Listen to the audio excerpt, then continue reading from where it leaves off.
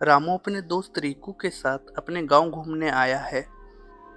बचपन में वह इसी गांव में रहता था, लेकिन माता पिता के गुजरने के बाद वह शहर में अपने चचेरे भाई के साथ रहने लगा था। आज अपने दोस्त रिकू के साथ वह अपने गांव घूमने आता है।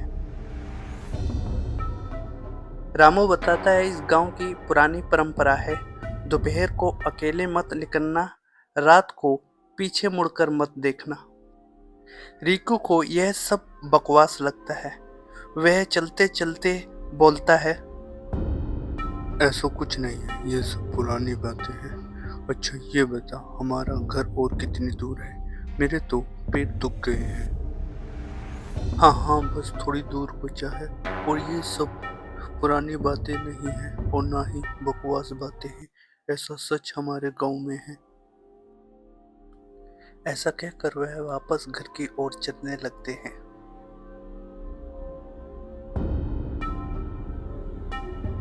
बस जंगल पार कर कर थोड़ी देर में ही अपने गांव पहुंच जाते हैं।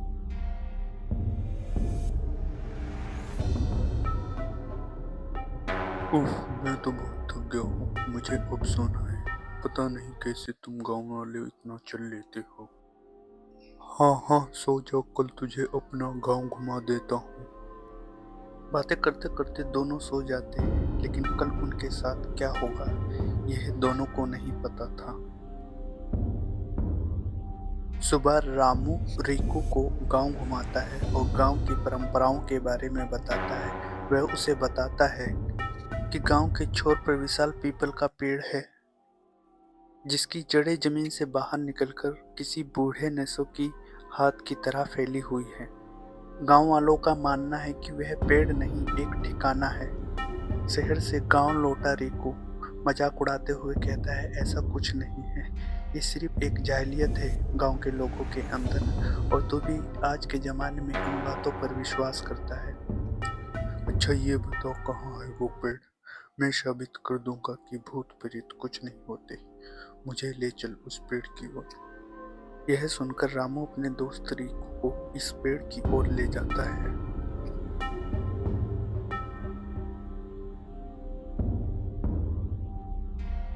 यही वो पेड़ है जिसे लोग पेड़ नहीं एक ठिकाना कहते हैं, और गांव वाले कहते हैं कि यहाँ रात को आना सख्त मना है।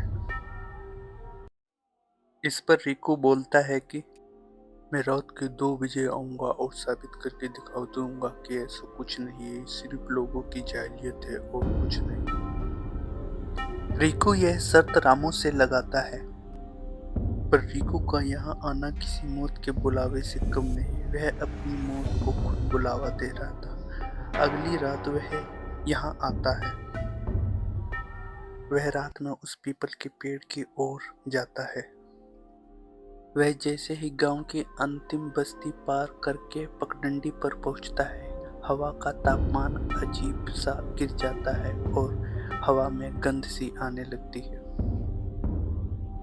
जैसे ही वह पेड़ के पास पहुंचता है, किसी के हंसने की आवाज जोर जोर से आने लगती है। वह खड़ा होकर इधर उधर देखता है। वह डरता हुआ कहता है, कौन है? कौन है? वहां सिर्फ घनी पत्तियां थीं। वह डर को दबाते हुए खड़ा रहा। तभी उसे पीछे से आवाज आई, बेटा, माचिस है?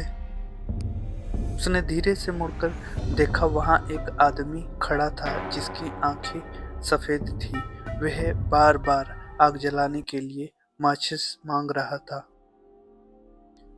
रिकू बिना कुछ बोले डर कर भागने लगता है। उसे दादी माँ की बात याद आ जाती है कि पीछे मुड़कर मत देखना।